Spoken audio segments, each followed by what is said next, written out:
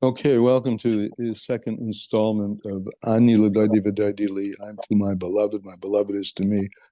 I think I'm gonna continue with a little introduction, which I started offline, and just continue this thought. The thought being,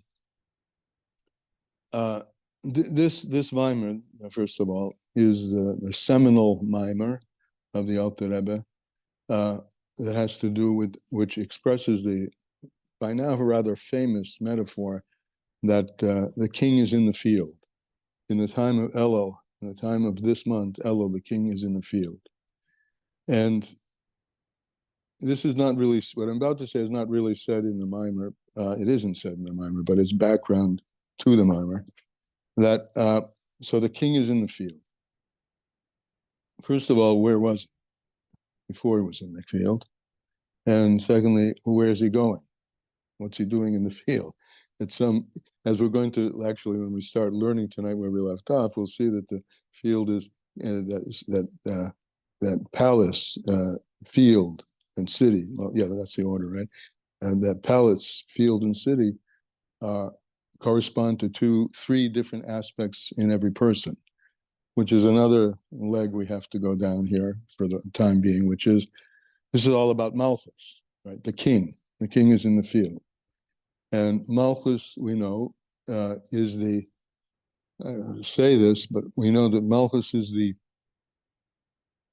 engine of all creation, is Malchus. Just like the king is the engine of the kingdom.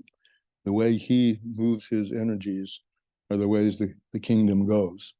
So Hashem's Malchus is what's being revealed in these days from the beginning of Elul, when the winds of Elul, when the winds shift and the climate shifts, and fall has its is putting down its footsteps, so to speak, and that's happening in the weather system, and then what's happening in the spiritual so-called weather system is the world is moving.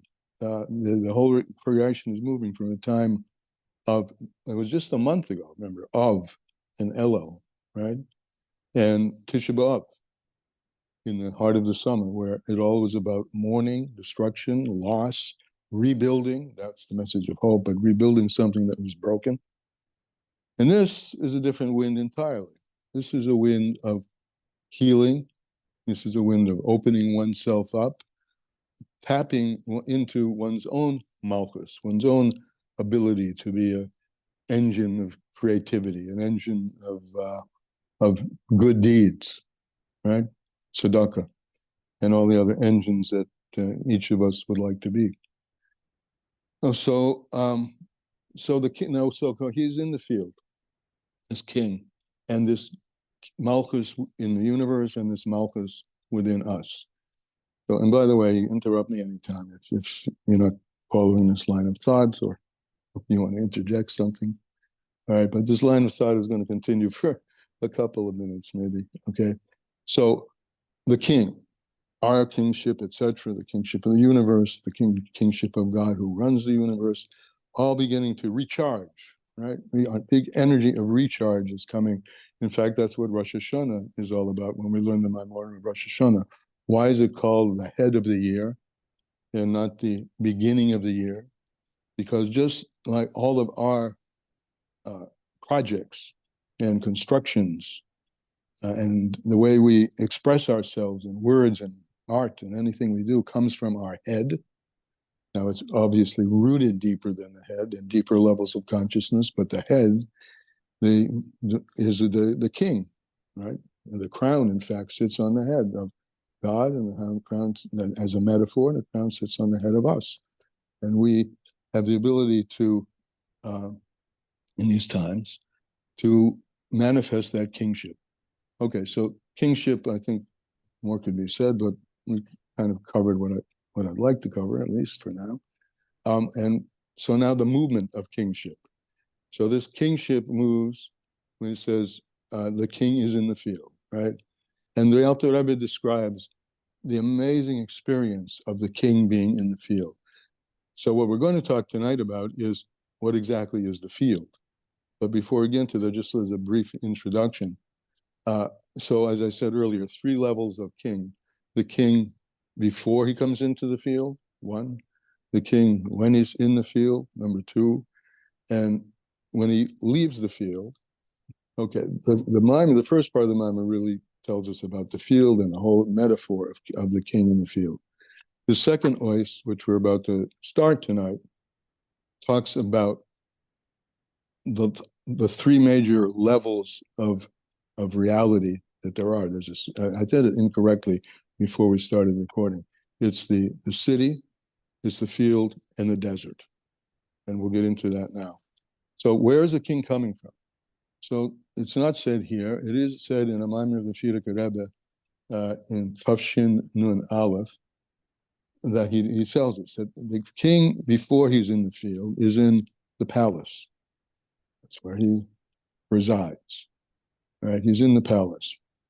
But it's a new year, and some other kingly force is rising up. Let's call it the prince. This king goes out, or this kingly entity goes out from the palace. It's more likely that he's a prince, even though he's identified as a king. Why? Because he's going to go out from the palace into the field and be coronated in the city. So he's going from his inner sanctum, the king, the notion of kingship, the attribute of kingship, which we described earlier as the operational ability, the ability to take one's chokhmah, which is the highest level of interface to reality, the deepest level, and bring it into expression. Remember, Malchus is the womb. Malchus is the place where new things are born. Malchus is also called in the Zohar the mouth. It's the place where intellect gets translated into speech. Okay, so but when it's in the palace, it's all hidden. Malchus is concealed. And when he comes out to the field, it's the total opposite. Not only is he revealed, somebody has, Elise, you're gonna have to mute it. I'll just mute you all. I think I thought I would mute you all. Elisa, can you mute yourself? Oh, I just did it. Okay, I muted all of you. Okay. So when he comes out in the field from this state of, let's call it the palace state, which is, again, not mentioned in the mimer, but it's mentioned in the Frierdiker of his mimer, the palace state where no one has access to him. He's in his throne room. And so this is the level of Malchus when it's completely hidden. In other words, before Malchus, we'll call it simply the operational ability, the ability to create, etc., comes into revelation, it comes from a deeper source. It's from a deeper source, deeper within our soul, which is not so readily available. Elul, this stage that we're in, makes that Malchus readily available. So this is a huge teaching about what we call in Hebrew an asinus koyach, a power that's been given to us in this month to really come into ourselves, to be able to actualize more of ourselves, more of our kingship. And it's done in the mimer, the way the Elder Rebbe develops the metaphor, that the king comes into the field and he shows a seva panim yafas, he shows a beautiful smiling, he's wide open. He's like the winds of Elul, blowing freely and traversing without any of the humidity encumbering it. The winds are just wonderfully moving and circulating, and everything else is going on in the autumn is starting to show its beauty and its color. So this is the field. This is the field, and where he's going, according to the Maimon of the is into the city. It says somewhere, and I'm not sure if this is in the Maimon or not, that for coronation, as I said, it doesn't make sense if we were talking about a king. A king is coronated, right? But a prince is something else. But in any case, the notion of kingship, as we've just described in a fair amount of length, is coming from a hidden level to an accessible level, and then that's the field, and then it's going to move into the city for its re-entry or entry into the palace. Rabbi, can I ask a question? Yes.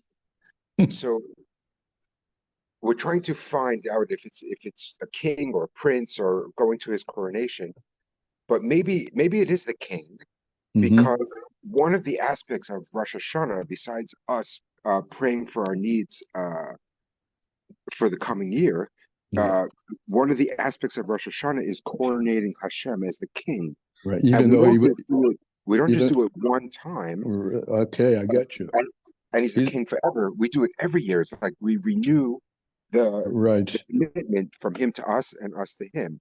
So it's possible that maybe the king is going out to the field Ah, in ah. Elul just to get ready for this recoronation, which will happen, Okay.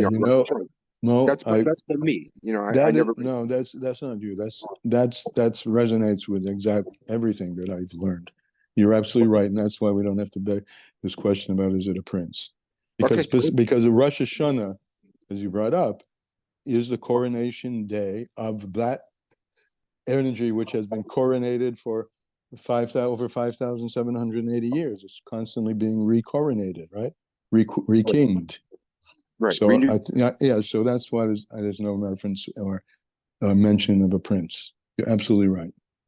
Totally Okay. 100% on the mark. Right. Thank you, Linda. Yeah, beautiful.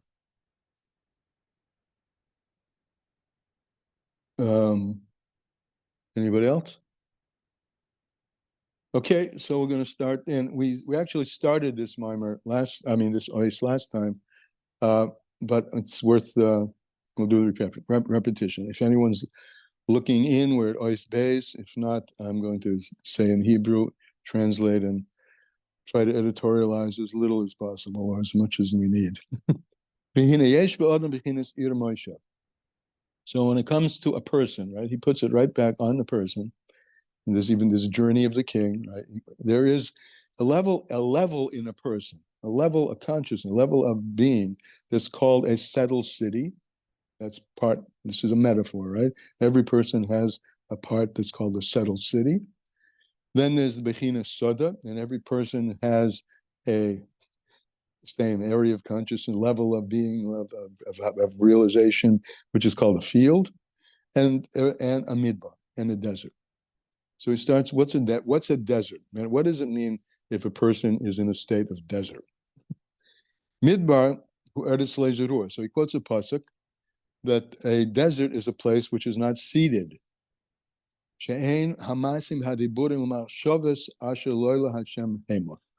What does this mean metaphorically, not to be seated?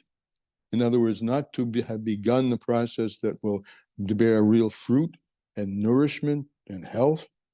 What is that? That's called all the thoughts and speeches and actions which are not aligned with what Hashem wants for a human being to be. That's called a desert.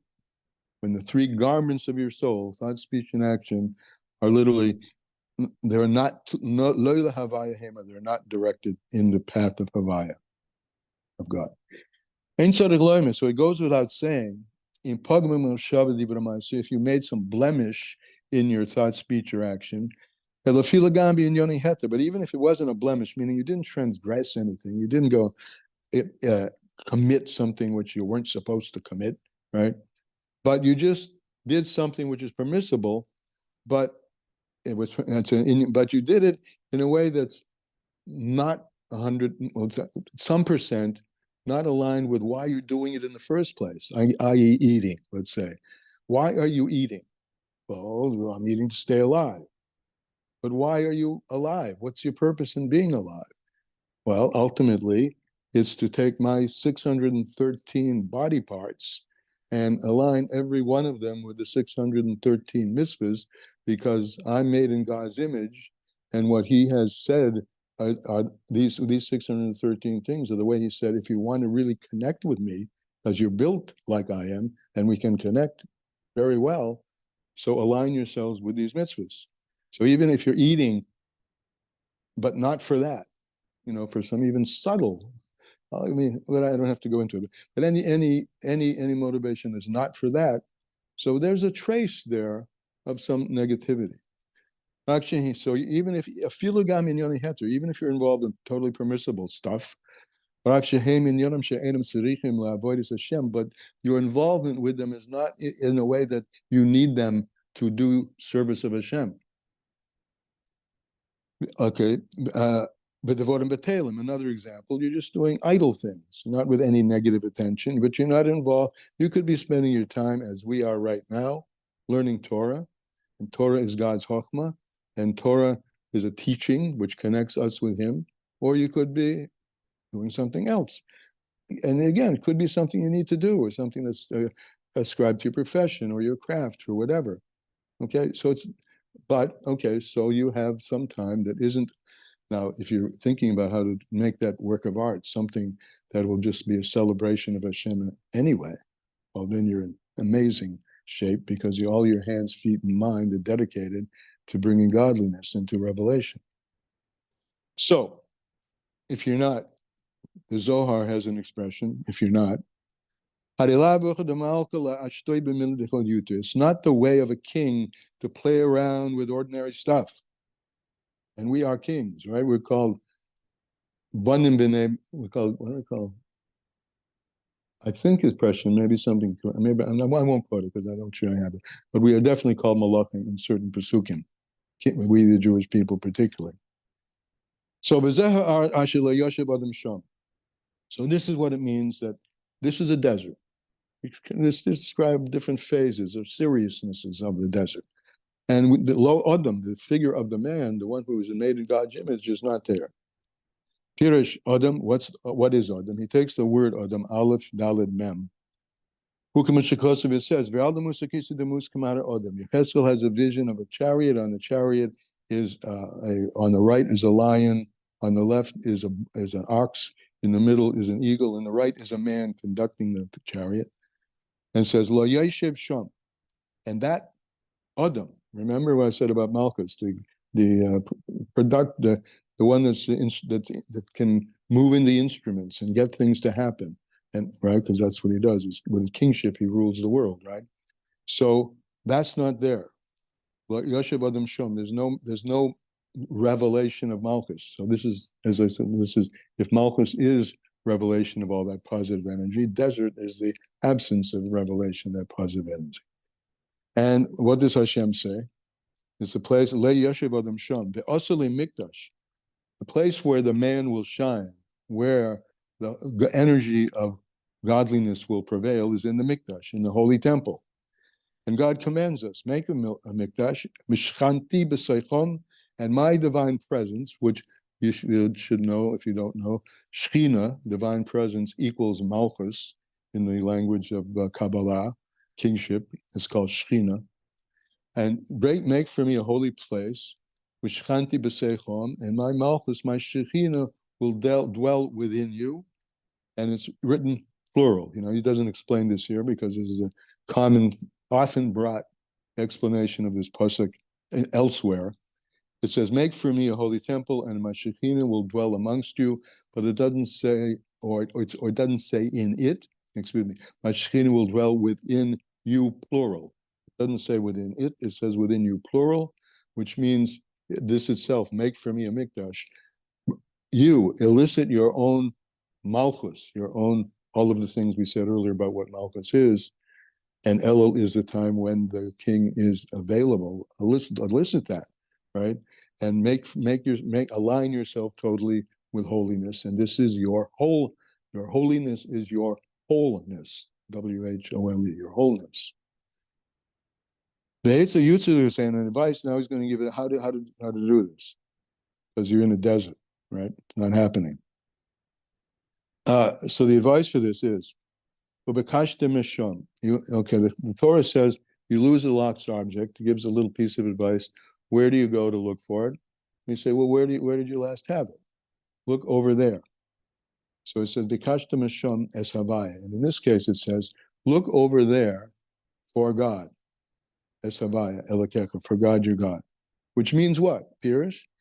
And you can see it's written, V'yada l'kimasa orki toiv. Hashem saw, this would be at the time of creation of Adam, there was a light that went from one end of the world and one end of time to another, and it is called the Or Ein Sof.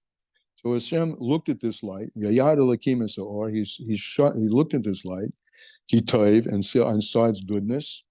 And one of the perushim, one of the explanations of our sages about it saw its goodness is a very interesting pirush. He toiv laganuz. What's good about it? It's good to be hidden. This light, it's shown beyond time and space. It's good to be hidden. That's what's good about it. Meaning what? Shebechinas or, this level of light, shehu bechinas ha'oras penimius rotzoni yizbarak, which is a revelation of God's innermost self. Yesh b'chol echad ve'echad miYisrael is in each and every Jew, ela shehu bechinas hesed v'hela ma'oi, but it's deeply and very darkly concealed. B'tevo'oi, in his nature, it's sunk in our nature. It's embedded in our nature, but not revealed, like other mashalim that are given, like gold in earth, where it's there, but a lot has to be done to pare away the dirt in order to see it. So it's there. It's there, this ha'ora from the Ein Sof, this ha'ora, this ability to see beyond and beyond time, beyond place, is lodged in the soul of every Jew particularly, and is there, but it's gnus. It was good to be covered over. Why it was good to be covered over is not saying. I'm not sure if he will, but that's another whole path to go down. But it was good. So this is our Koyach Ein Sof, the power of infinity that we have invested in us, is in a state of gullus. That's the desert. That's another way of characterizing the desert. And there's such a person that is in such a state of concealment that it's lost, totally lost contact with who I am, completely lost by that person. And we call that gullus. That is a definition of gullus, to be totally out of touch, and degrees of gullus, somewhat out of touch with who you really are and what you're really capable of and what Hashem has designed you for in the first place. And on this it says, go look for that which you've lost. Go and dig for it. And the only thing you're to dig for and really search for is something really valuable that you lost.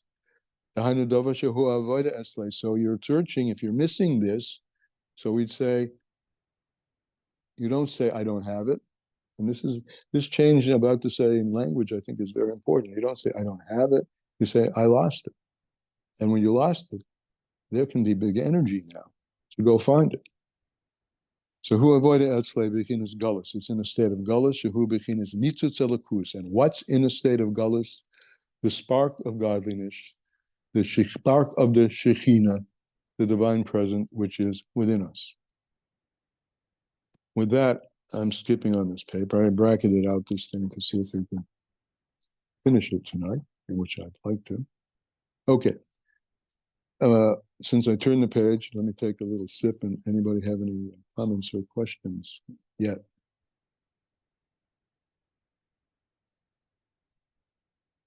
Okay. Excuse me. I have a question. Oh, yeah. Go. So at the beginning, in terms of the recap and discussing the fact that there's Hashem in the field, leaving the field, in the palace, and then also that there's the field, there's the desert, and then there's the palace. Right. Are they parallel to each other? Are we? What do you mean parallel to it? Oh, those three states of the king? Mm-hmm. Are they parallel to the three? I'm thinking out loud, and I did say not exactly. In the metaphor, the city is the place he's going to be crowned. So the crown is going to become visible, and that's definitely a city state. The Soda, but the problem is it's hard to, based on everything, what little I know in Chassidus, it's hard for me to equate the field state with a desert, because in the Chassidus that I've learned in every place I've seen it, the Soda is connected with the place where things thrive. It's the garden. There's an expression, Malka Soda Oved. I think that's the right answer. It's a right order of words. The king works the field. And working the field is planting, is plowing and planting and harvesting, all the things that bring, and that's not a desert. So, and the city that he's going to, right, well, that's the city again. So we have the city, we don't have a desert. And so I don't know. It doesn't seem that to me that there's a parallel to desert in those three areas. Okay. Yeah. Okay. Thank you. And this is what it means, go seek from there. Kiloshin zeh, this language, it says, go zehu, bikashtem, seek it from there. There is a place, you don't know where it is, but there is a point, right, where you can find it, right? So it's a point you can point it with your finger, though you don't know where it is yet. But if you're going to go there, there's a point, right? Hashem, you say, ki who is that? As we say, ki who and who. We think about Hashem. Who is this and who is he? But we have some awareness of what we're talking about. Of course, we don't know its wholeness, especially about God. But here we don't either know exactly where, but we know there's a place. He said, so the real Zeh, the one and only thing that you can say really is, because this thing has no predecessor being before it, is the language of the Rambam. He is the primordial that has no primordial before it. He's the true Zeh. So the Alter Rebbe says here, this word Zeh, is something you can point at with your finger. And what is that? The only thing you can say that about, which is primordially, meaning before forever, extant, is HaKadosh Baruch Hu. That's one of the things that makes him HaKadosh, removed. Not living in the, responsible for the reality that we live in, but and at the same time much deeper than it. Deeper is not a good word even. Anyway, here's the only thing about which you can say truly Zeh. Zeh li v'yanvehu. And when we left Mitzrayim, we were on our way out, we said, this is my God, and I will adore him, I think. Yeah. Because we saw when we left Egypt, there were a couple of times that we saw at Mount Sinai. This injected our souls with a vision, a deeply embedded vision. When a person has a vision, so he's a visionary, where did it come from? It came from somewhere. And we call it a visionary because it's so innovative, important, because it comes from something so deep. So we had vision. Mount Sinai, we had vision. We had Hashem taking us out of Egypt and Mitzrayim. Mokiem Mishkan HaKlippas, but the source, the place that where the Klippas live, right? The things that cover over the revelation of God, Nikra Shom. It's called there. So we have here and there, or this and that. This being something that you can see clearly with and that or Shom over there being something in a place, but at a distant place. Klamer, Omek Ma'oid Ma'oid. So when we say that the place, where's the place where godliness, it's a place, but where godliness is turned inside out, so to speak, the Klippas cover it, that's called a place which is the Omek Ma'oid Lamata, the most deep, dark place down here below. Okay, that's there. To what extent any one of us is really, to that extent there, I have nothing to say about that. But there's here and there's places in between. You're on the road to here or on the road to there. Okay, however, one who blemished, right? Now this is someone who's done something that is forbidden in thought or speech. How much more so indeed. On this it says, go look for it over there. What is the over there? Examine your ways. Examine your deeds. Examine your speech. Examine your thought. These are your three garments. And what do they indicate?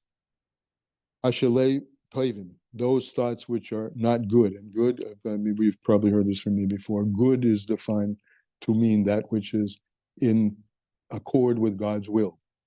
And not good is what's not accord with God's will. Okay, so examine about those deeds or thoughts and or speech which are not good.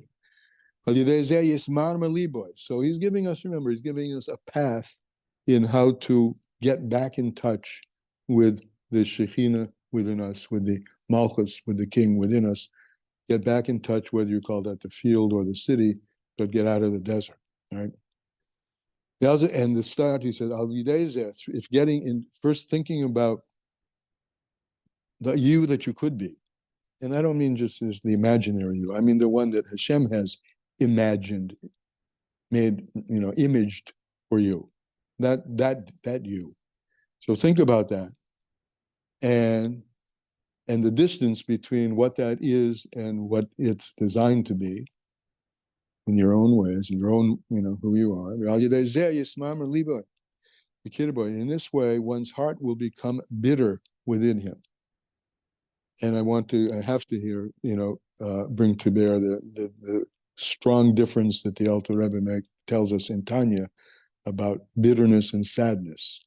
Because, and he says very clearly, too much concentration in what you're not could lead you into despair. But just the right dose of combination of bitterness, and he said bitterness and the possibility of what could be that would take you out of that bitterness. But bitterness being, he said, bitterness is just like a spice, is a bitter or a drink, right? You add bitters to add spice, to add strength. So bitterness has power to it. It's its strength. Yismarme, to be bitter. I think probably everybody can relate to that. I'm not going to take it. I'm going to get up and do something. So through this, Yismarme liba, your heart becomes bitter within you. V'yoshev el Hashem, and that will motivate you to come back to Hashem, v'yirachamehu, and He will have mercy upon you. One thing that I didn't say, that He does say in this Maimer about Chodesh Elul, it's the month of the strong, strong revelations of the 13 attributes of mercy. And ani l'doidi v'doidi li, we have to arouse, I is us, we have to arouse that Hashem should have mercy upon us.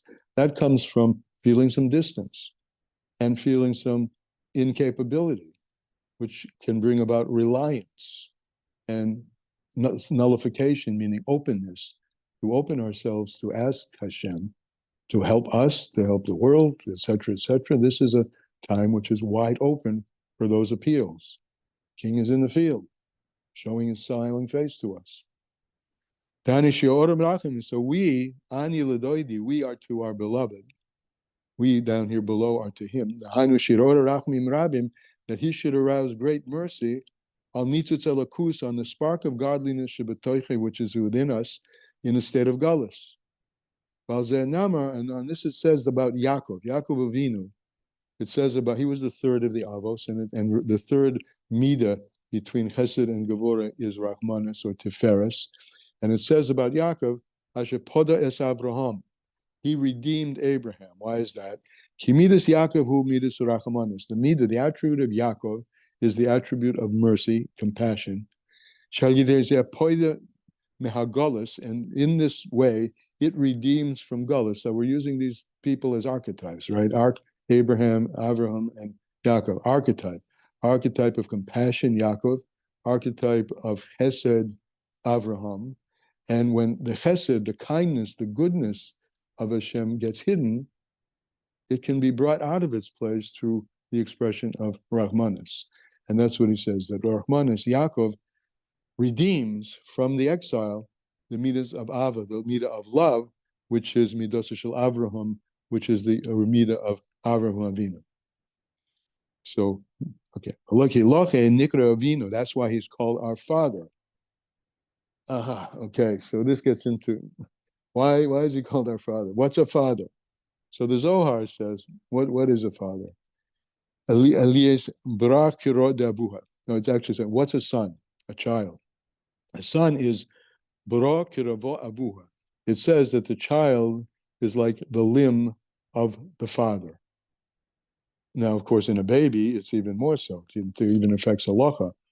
To one point, a baby can be considered, and the language in the Nigla, the revealed part of Torah, is the baby at an early point can be considered like a limb of the mother, not yet something of independent or potentially independent human being. This is important in the halachas about abortion. But in any case, the child innately and its nature is, and its physiological connection to the father is that the child is like the limb of the father. And if so, just like a limb, your finger, let's say, is bottle, nullified to your will, as soon as you want to move your finger, it moves. So the child, because his nature is to be part and parcel of the father, so the wandering prince or princess, wandering to what extent, whatever we are wandering, toward the desert, away from the city. So we have to remind ourselves that we have this inherent connection to the king, like a child, like a limb to a part of, like we're being we're a body part of the king. So, but however, a person who does this and examines his deeds and doesn't arouse the attribute of Rahmanas, which he didn't say there's really two ways. There's Rahmanas, you have Rahmanas on yourself, because this isn't the real you, the possible you. This isn't the possible you. And and that arouses God's mercy, because his intention in creating you in the first place was that you should become the possible you. So, but what about a person who can't, arouse this Rahmanas? And his heart doesn't become bitter within him. Bitterness is motivational bitterness. And even though he deepens his thoughts, how is it that the spark of godliness that's within me is coming into Gullus, that spark which is in my soul? So if a person that doesn't work and he can't seem to arouse a sense of compassion and relationship of that kind with Hashem, so this is what he should put on his heart. And take upon himself the following mashal. It's the nature of, this is a powerful mashal. It's the nature of a person. When there's a pain in his body, I feel it's a purin ragla, even if it's a pain in his toenail. Because he stubbed his toe, literally. That also affects the way you feel. He uses the words your brain, and you become tsar. You're in a state of tsar, of psychological pain, not only the physical pain. It can, I think that's pretty self-explanatory. Now, when is this happen? This happens in this mashal. Stay with this mashal. When the toe is still connected to the body and to the nervous system. Before the toe is cut off. If the toe were, or it literally says, when the toe gets cut off, now we know that there's some reflective in people who have amputations. For a while there is some reflective feeling, but it goes away. And this leg or toe is over here, and the body is over there. So if you cut that leg over here, the body won't feel it. That's, they said, to me, this is it's quite a mashal describing how a state of coldness, a state of disconnect, where it's so bad that you don't feel the disconnect at all anymore. That's how bad it is. Okay, because you don't margish as a koyev, because the limb is cut it off from you, and separated from its source. So kach anachnu, similarly, we, children of Israel, we are joined to him and cling to him. Therefore, we have to feel lahargish hakoyev, to feel the pain. The hapagam, and the blemish shepagmu, that shepagmenu, with which we are blemished and which we are causing that blemish, right? Because we're not doing what we're supposed to do, or doing what we're not supposed to do.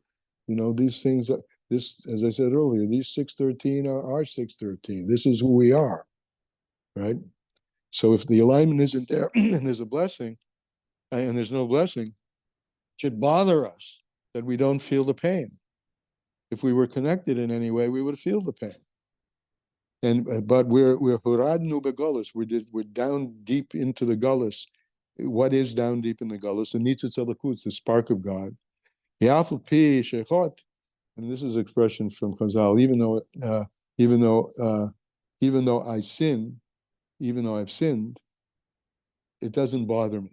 And there's another expression, interesting enough to this, that since the power of shuva is Ein Sof, one can say, let me sin now, and I'll change that around with shuva. But both of them, either way, either your feeling goes connected, and you say, even though I'm a sinner, I am really still, and yes, it's true, you are still who you are, meaning designed, and you have all those 613. You are made in the image of God, even though I've sinned. And you have this spark of God. This is simple. Just put this on your head. It's never ever departed from you. It's just that in exile. And not only that,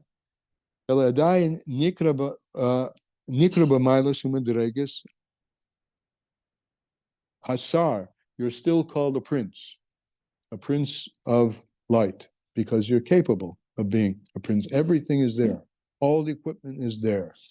It's just some connections that you need to, I keep saying you, that one needs to make. So we remain in that state, but it's, however, been lost, then become a potential state versus an actual state.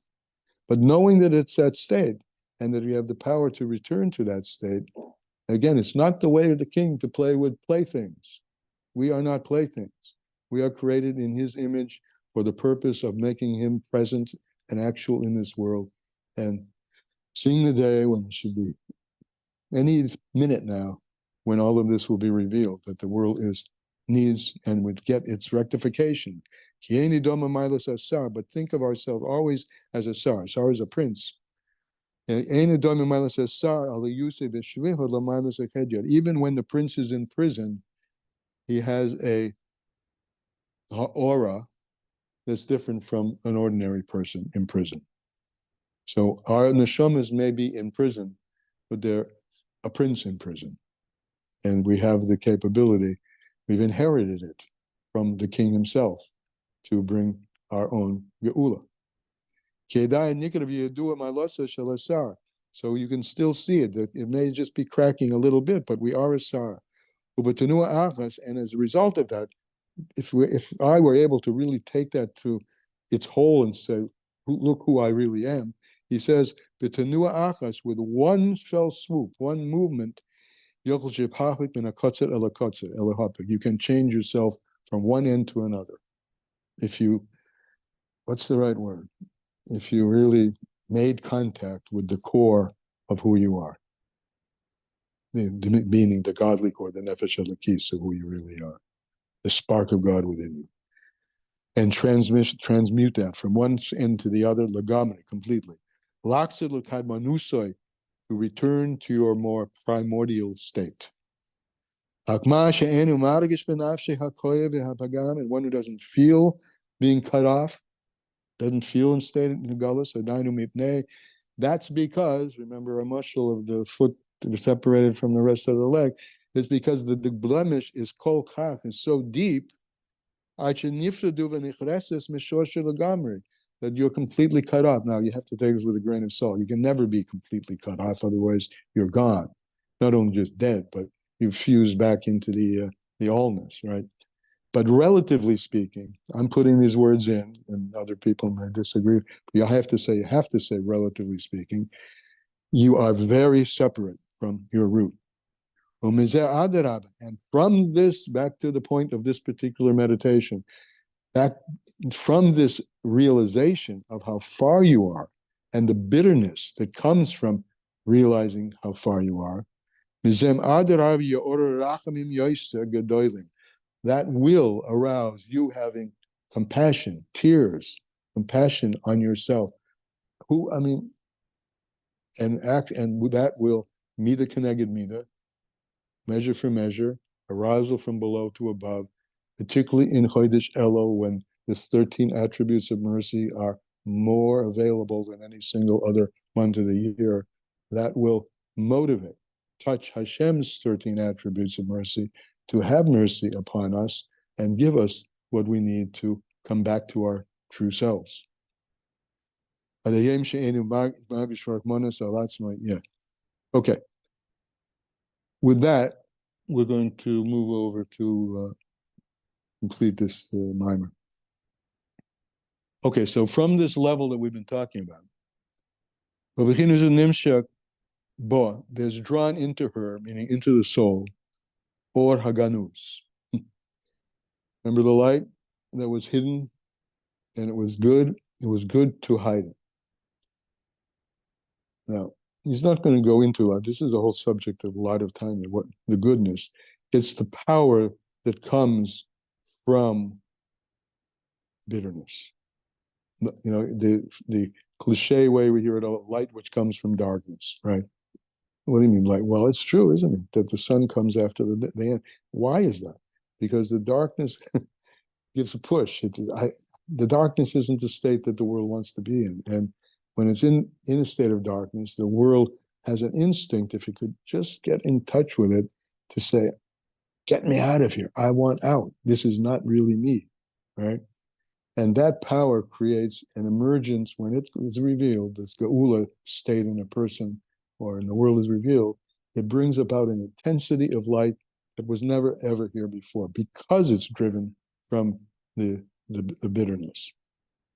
So b'china zu nimshach bo organu. So this bitterness brings out, has the capability at least to bring out the hidden light. The b'chinas avad u'miseteres, the hidden love which is within us. Remember we said, Rachmanis Yaakov redeems Abraham.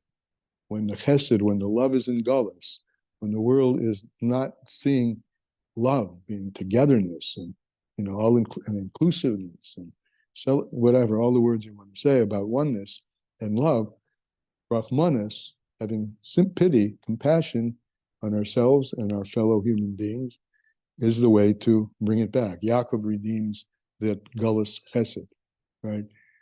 So this reveals the hidden light, which is the hidden love, and it brings it back the state of the light which was in Sheshes Shemei Bereshis, the light which is Tov, that light which was good to be hidden away comes and shines for those Sha'avar Navas Nashi Mikavar. And this is the idea, the person has a love for the soul from way back, from eternity.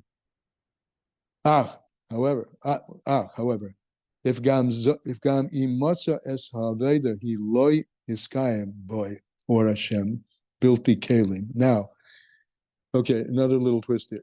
Even though this love, imotza es haveda, you found that the love, or you found what was lost, the lost object, right? That intimate, organic, better connection you have with God. That light, you should know, now that you found it, it's not going to last unless you build, reconstruct, firm up your vessels, your kalim, your vessels for the light. Or kenoidim, because if not, the light, the insight, whatever you want to call it, the flash that you may have, of which we do, thank God, occasionally have flashes of the sense of godliness in the world, and whatever a leaf that falls through all the poets in the world and what they've expressed about the feeling of the life behind the life, and et cetera, et cetera. And you may have moments like that. But if you don't build kalim to hold it, they'll depart. Those lights will depart. But lochen, therefore, Eitzelatz is kelim or Hashem. Advice is, okay, build vessels for the light of Hashem. Now, what are the vessels for the light of Hashem? Aim oisius Torah. These are the letters of Torah, right? Remember, just explain this a little bit because it's very brief. When Hashem comes to create everything, he does it through speech, right? V'yedaber Hashem, v'yomer Hashem. It's all through speech. And speech is, I mean, I'm saying obvious things, but it has to do with this little metaphor, is what is speech? It's a modulation of wind, which comes from the chest. These are just as a mushal from Tanya and many other places. Speech is a modulation of wind in the 5 articulative powers of the mouth. These are the 5 gavoras, the way speech gets articulated into letters. And every letter is a pictogram of godly energy. And those letters are organized in a particular way in 2 major achievements, so to speak. One is the creation, God's major achievements, the creation and the Torah. And so, if you want to make, and the letters are, what are they? They are vessels for God's light. The letter Yud contains God's Chokmah. The letter He contains God's Bina. When you put them together, you get a name of God, a shorthand name of God, Yud Ke Vav Ke, right? Beis Beis is the word bias. It's the power to construct an edifice that somebody can live in, right? And each letter, and I'm just touching the skimming surface of the meaning of the letters. Rabbi Yitzhak Ginsburg has a thick book on the Aleph Beis, going way into it. But I hope, you can ask me questions, of course, hope you're getting the drift. So where are the kelim? The kelim is to occupy yourself in the letters of Torah, not in the way of, in this case, not just learning, let's say, the halacha for the sake of knowing what to do. I mean, that's totally, because the mitzvahs are God's will, and therefore, if you don't know what to do, you can't fulfill God's will. But here we're talking about oisius Torah, limud HaTorah, studying Torah, of course, for its meaning, but also for the meaning the pshat. What's it mean al pi halacha? What's it mean in a quasi-philosophical way? But also the deeper levels, the remez, the drosh, remez, and sod levels of the letters. And these they become kelim. Ki beis imi, it's the house of my mother. It says, I don't know where this is from. It says, bis imi, the house of my mother, zu Torah shbekasav. That's the written Torah. It's from Shir Hashirim. Yes. From Shir Hashirim. Remember this, it was roughly the pasuk. The king Solomon, the king is taking his bride into the inner chamber together. They're going into the Yichud room. And he says, bringing my bride into the house of my mother, Zu Torah, this is the Torah. The Torah is marrying the Torah. Bringing my mother, this is the written Torah. V'cheder Heroisi, and then there's another language in Shir Hashirim. Cheder Heroisi, the inner room. Heroisi, where I could be weaned, or I'm not sure weaned or developed. Zu Torah Shabal Peh, this is the oral Torah. So we see in this metaphorical expression, I mean, we see that as a metaphor for the levels in the Torah, the written Torah and the oral Torah, the inner room and then the innermost chamber. Which one is the mother? Okay, the house of my mother is the written Torah. That's my mother. And the room of Hirosi, I think, is where the birth takes place. But someone have to look at it. That's the oral Torah. So the mother is deeper, obviously, right? The mother first of all, develops and then holds totally internally. And that's the written Torah, because it's holding in its very compact letters everything that's ever going to come out of it, which is the entirety of Mishnah, Gemara, Kabbalah, etc. So that's the mother. everything's still in the womb. That's Torah Shabbat, that's the Torah Shabbat. And then the room of Hiroshi, which I do believe even now more so now, I have to look it up, is where the birth takes place. And that certainly equates to Torah Shabbat Peh, where everything is expressed. Okay? Yes, I guess. And we'll finish with this little paragraph, the end, which is the end of the minor. And it's brought in the Zohar on the pasuk.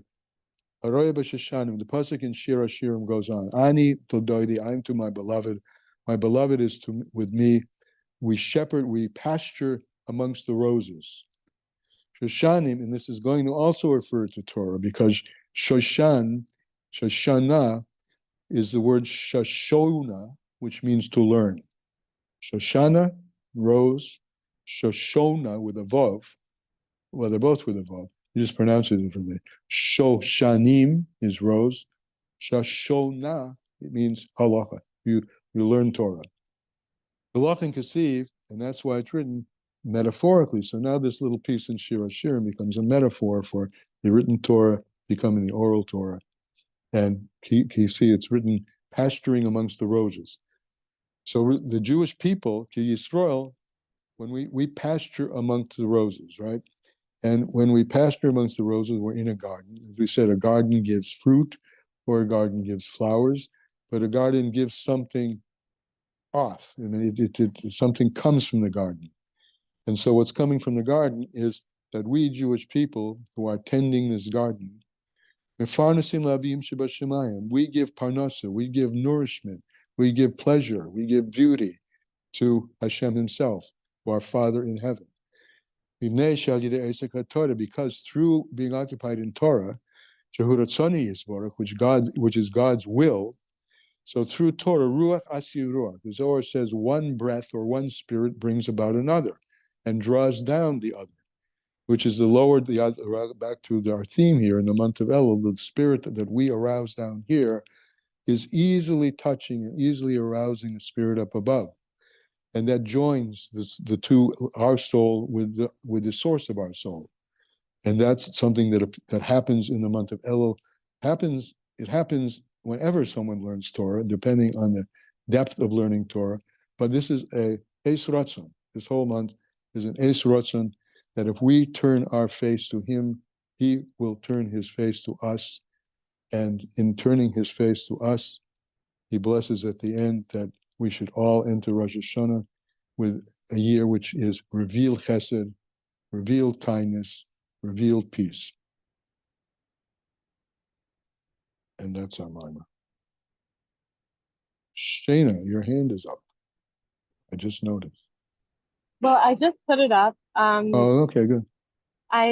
It's nice to be here. Nice to always have this class as like a landing place for all of us together. Consistency. Even if we don't have our faces on, there's something to it. Your face represents all of us. And I feel like, well, I actually wanted to say the thing from last week because we ended on Jonathan's birthday note instead of, right.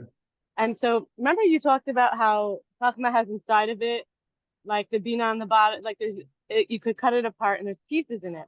So right. This week I learned about how each of the Sfirot from Rav Yitzhak Ginsburg, and you spoke about him today with the letters, so I knew I had to say it, that each of the Nekudot matched one of the Sfirot. And guess what? Malchus has none, it's the combination. So it contains all, like you cut it, not that it's nothing, it's that it's everything. It's everything. Yes. And so my B'chein from last week merging into this week, literally this week contains last week, that there's it's like, if let's say you have a Shva and a Kamatz, you know what I mean? They have them together. So right. You have both. And I see many times mostly the Shva or whatever. The B'chein from this week is that I remember learning also that, I don't know if Malchus, which is like the sovereignty, is the mouth, but also the feet. And I'm relating the feet now, it's a little bit of a stretch, but it's like the idea that each one is the archetype you mentioned. And I remember learning that each one was a chariot for what you described. So like part of the, sorry, someone, I just knocked into someone.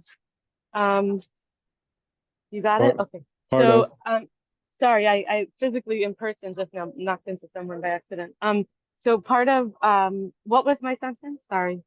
We're talking about archetypes. Oh, yeah. I like this idea that we always had Jewish archetypes, that they're not only the spheres, they're actually human beings, because we know you and how they contain all of it, not just one, but also that inside of each one, like I think Tiferet and Yesod show us the most that they're like a blend of two, Well, and they're in the middle. they are both blends. They're all middle kavod.